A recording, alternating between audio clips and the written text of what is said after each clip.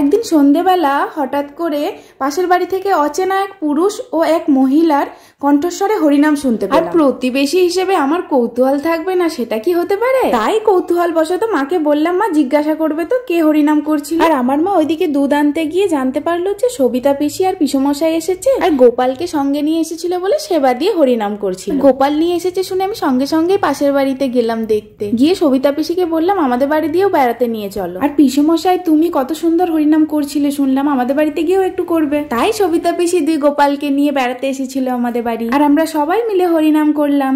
জয় রাধা গোবিন্দ জয় রাধে, রাধা গোবিন্দ জয় জয় রাধে, জয় জয় রাধে গোবিন্দ, রাধে গোবিন্দ, রাধে গোবিন্দ, রাধে।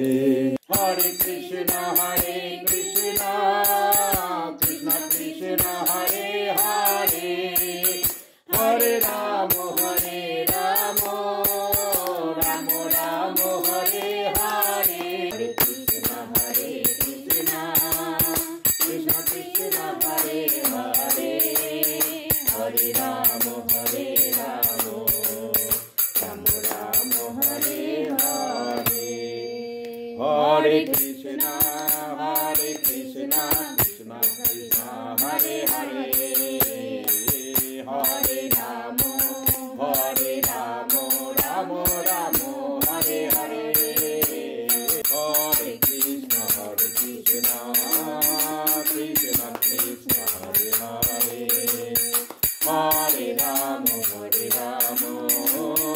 রাম রাম হরে হরে, হরে কৃষ্ণ কৃষ্ণ কৃষ্ণ কৃষ্ণ হরে হরে, হরে রাম রাম রাম হরে হরে, হরায় নমো কৃষ্ণ যাদবায় নমো, যাদবায় মাধবায় কেশবায় নমো, শ্রী গুরু বৈষ্ণব পদ পদ্ম করিয়া নাম সংকীর্তন করে নরোত্তম দাস। হরে কৃষ্ণ কৃষ্ণ কৃষ্ণ হরে হরে, হরে রাম রাম রাম হরে হরে, হরে কৃষ্ণ কৃষ্ণ কৃষ্ণ হরে হরে, হরে রাম রাম রাম হরে হরে, হরি বল হরি বল, বলো ভাই হরি বল হরি বল।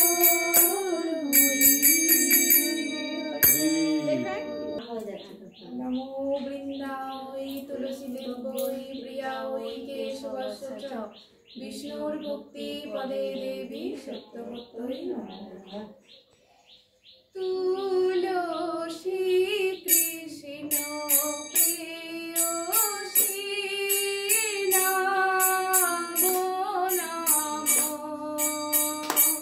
তুলসী কৃষ্ণ প্রেয়সী নমো নমঃ,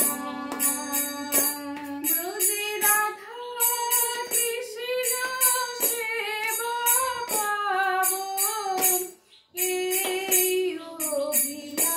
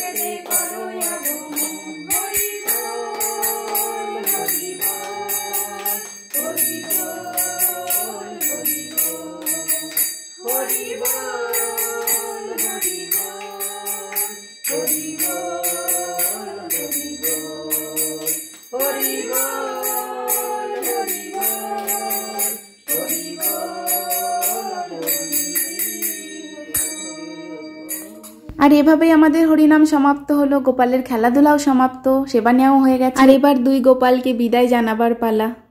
রাধে রাধে। এসো আবার আসবে।